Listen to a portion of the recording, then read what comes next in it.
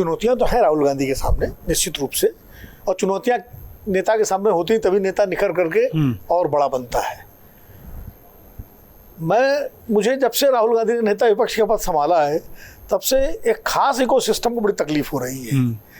पहले वो सारे लोग कहा करते थे नहीं वो नहीं बनेंगे, वो कोई जिम्मेदारी नहीं लेते और राहुल गांधी का मतलब ही नहीं है बनने का। अब जब बन गए तो सफल नहीं होंगे, वो ऐसा कर देंगे, वो ये कर देंगे, मतलब। और ये आज से नहीं चल रहा, ये जब राहुल गांधी ने अध्यक्ष पद से इस्तीफा दिया था तब भी अरे ये तो नाटक है, 2 दिन बाद मान जाएंगे, अच्छा फिर वही बनेंगे, फिर वो अभी तो उसे मनाने, लेकिन वो हर बार वो लोग गलत साबित होते जा रहे हैं, राहुल गांधी को गलत साबित करते जा रहे हैं। मुझे लगता है फिर गलत साबित करेंगे राहुल गांधी उनको। और जैसा कि शुक्ला जी ने कहा कि राहुल गांधी ने जो कंपैशन जो होता है ना एक आम आदमी के प्रति, वो जो दिखाया है, वो चाहे उनकी भारत जोड़ो यात्रा हो, चाहे भारत जोड़ो न्याय यात्रा हो, चाहे इससे इतर उनका वो, आप लोग उसको पॉलिटिकल स्टंट भी कह सकते हैं, लेकिन वो पॉलिटिकल स्टंट दूसरे क्यों नहीं करते? हाँ, उनको किसने रोका? उनको किसने रोका है अगर पॉलिटिकल स्टंट है तो? और या जनता को समझना, उसको नज़दीक से उसके दुख दर्द को समझना, उसकी तकलीफ को समझना, उसका भी तरीका है। अब महात्मा गांधी अगर जेल में कैदियों का पखाना साफ करते थे, अगर वो हरिजनों की बस्ती में जा कर के, दलित बस्तियों में, उसमें उनको हरिजन नाम दिया था उन्होंने, और वहाँ वो सफाई करते थे, गंदगी की सफाई करते थे, तो उनसे जुड़ने के लिए करते थे ना। तो कोई भी नेता जब जाता है आम आदमी के पास तो वो कुछ सीखने भी जाता है और जुड़ने की कोशिश करता है।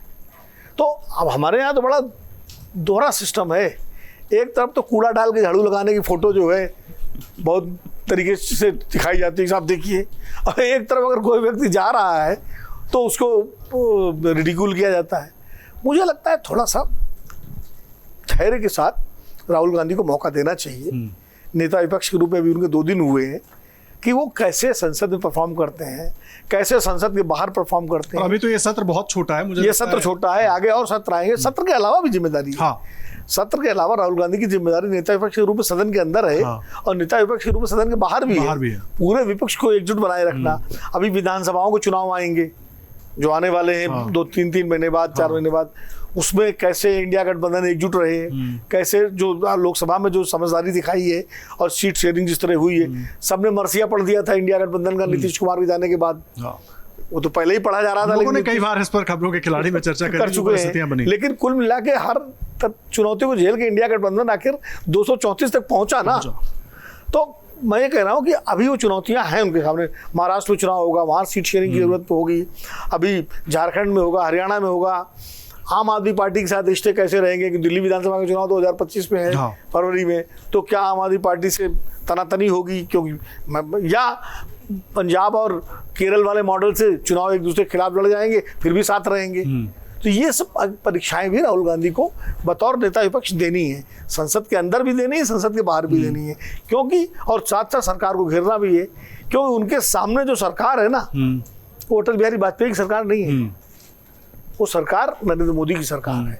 तो उसी हिसाब से उनको भी अपनी रणनीति बनानी पड़ेगी और अपने व्यक्तित्व का विकास भी उसी तरह करना होगा। अगर आप ये वीडियो YouTube पर देख रहे हैं तो हमारे चैनल को सब्सक्राइब करें और बेल आइकन को दबाना ना भूलें। अगर आप Facebook पर ये वीडियो देख रहे हैं तो हमारे पेज को लाइक करें।